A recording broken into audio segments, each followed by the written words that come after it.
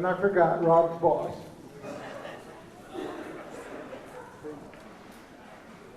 Good evening, everybody. Can you hear me all right? I hate microphones. So I want to thank everybody first because you made my son feel very welcome at the park, and it's really great for him to be able to grow up with such a great group of friends and guys that I've got to play baseball with the last 20 years. So thank you for that. And I came to the realization tonight, seeing everybody here that plays father-son, that I'm going to be about 70 when he's ready and eligible to play. But hopefully we'll have a 70 league by then, JT. So the gentleman I have the honor of being able to introduce to you tonight along with Bud, and I'm going first because I'm afraid of what Bud might say.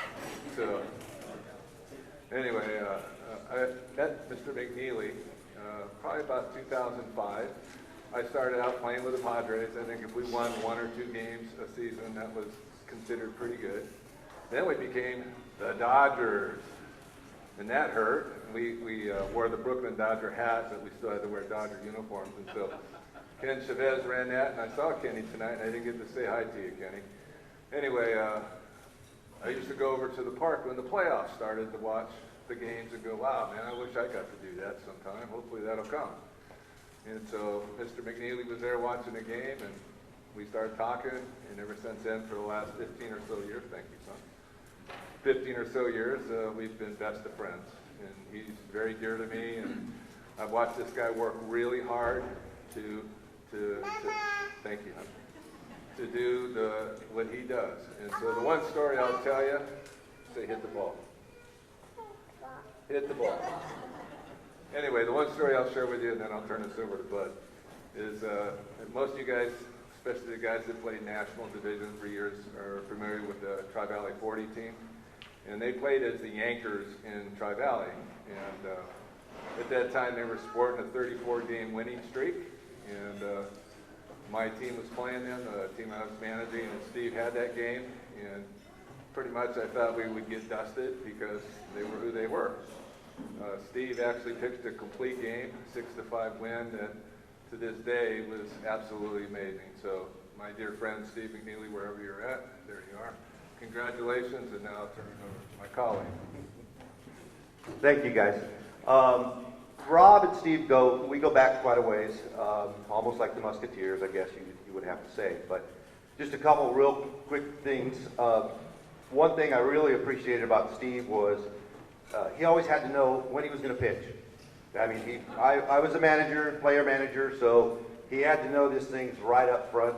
And the nice thing about it, he would always be at the park, like I'd say an hour for everybody. He'd be at the park sometimes an hour and a half, 2 hours early, because he was out there ready to go. And that was Steve. So he was always preparing himself, like Rob said.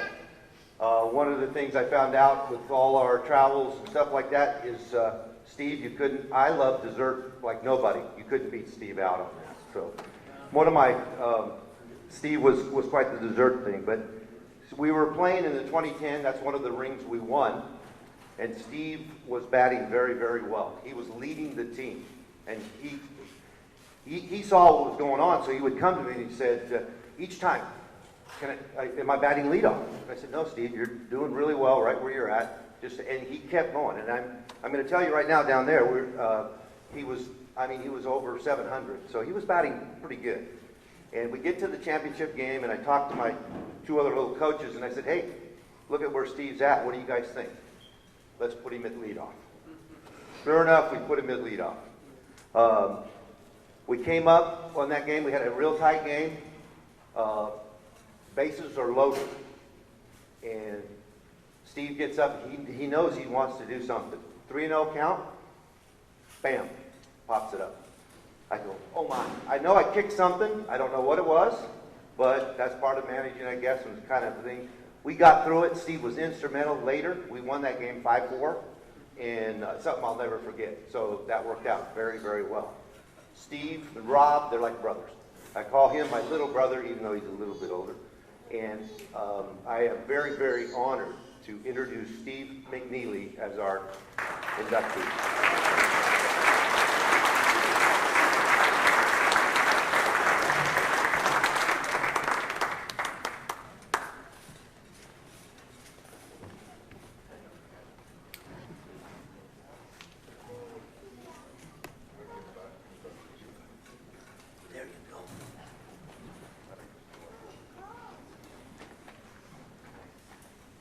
Thanks, Rob. And Bud, appreciate it. Been around for a bunch of years. I know it's been said, but I look around this room and it's hard for me to think of my name being mentioned in the same group. So I'm truly am honored that somehow I got on this list. I'm not sure how. I appreciate it. I'd like to thank the Hall of Fame committee, the board, Jimmy, for all you continue to do. We can't get rid of you, can we? Much appreciated. I will say one quick story. In order going through this process to be here tonight, you get all these "you will do this" emails from this guy. It's like, do it now. Yes, sir. So, but thanks, Jim. Thanks, Alan, for everything you do. The Hall of Fame committee and the board. I appreciate it. And my agent, Rob Segura. You know, the fear of this thing is to get up here and to get emotional. And the last couple of years haven't been exactly the best for me. So with that, I won't say the things that I will say. I'll say the things I won't say. I won't say that through all the years, my wife never complained once about baseball. Never once. I won't mention that through some tough times, my family, who's here today, has always supported me. And I won't mention how all my baseball friends in this room truly pulled me through some of the darkest days of my life. Thank you.